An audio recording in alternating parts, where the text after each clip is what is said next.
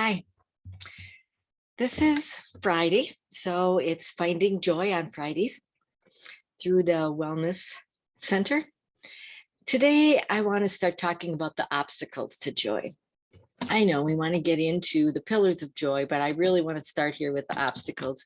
And so we all know what physical pain is, and we know some ways of trying to avoid it. Like if we stub our toe, that's all we can think about in the middle of the night or whenever. But we try prevention, we try treatment, we do all kinds of things to prevent it or to alleviate it. And mental pain is just as bad.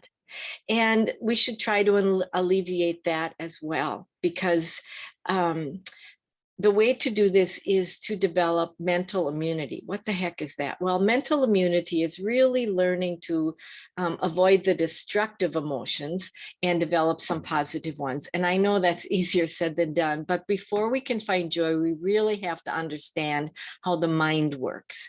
And it's all about our thoughts and our emotions and the things that we experience on a daily basis. Some of these thoughts can be harmful, even toxic, and they can cause personal and some physical pain. And others bring us joy. And what we're going to be doing is in the next couple of weeks, trying to find more joy and by reframing our thoughts. And in coaching, a lot of it's about stimulus and response. And many times we only have a couple of seconds between something that happens to us and how we respond to it. Take road rage, for example. We could be driving down the road, minding our own business, and someone cuts right in front of us. And we have a couple of choices. We can give them the fist. We can swear at them. We can beep on the horn. We can try and catch them. We can laugh at them when we pull up to a stop sign and we're right behind them. Or we can say, take a deep breath, count to 5, and think some positive thoughts and hold them a space for them, hoping that they will get to their destination on time.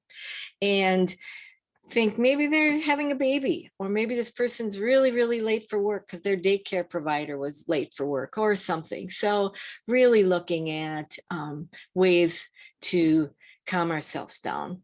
And I really want to examine the obstacles of joy in the next couple of weeks, because there are 8 of them, just like there are 8 pillars to joy.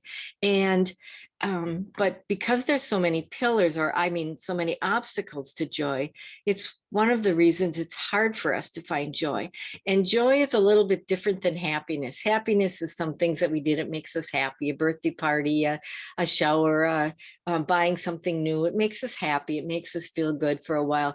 But joy is much deeper. It really goes to the core and to our inner chakras and makes us feel real balanced and real great about ourselves. And so we're going to really talk a little bit about that throughout the next couple of weeks. Today, I do want to talk about the first obstacle to joy, and that's fear, stress, and anxiety. And they're all, again, out of my favorite book. You've probably heard me talk about this, but it's called The Book of Joy. It's Amazing Joy by the Dalai Lama and Desmond Tutu.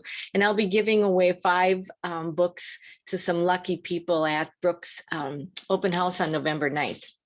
And so stay tuned for that. But the first obstacle that I want to talk about is, as I said, fear, stress, and worry.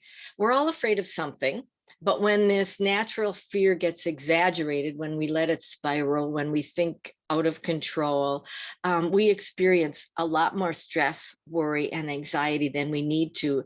And the problem is not the existence of stressors, but again, how we respond to them. And we're going to dive deeper into that in later videos. But one quick tip is to count to 5 between when something happens to us and when we respond, even with teenagers or with a spouse or anything. Count to 5 before we spit it out. Another thing is to take a deep breath. There's a reason a lot of us sigh, because that adds a little space between the stimulus and response. Another great way to deal with stress and worry and anxiety is to remember that we're not alone.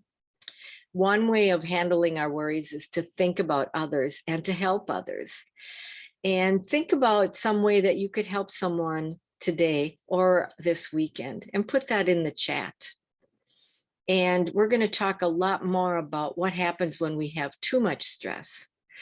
But until then, have a great weekend.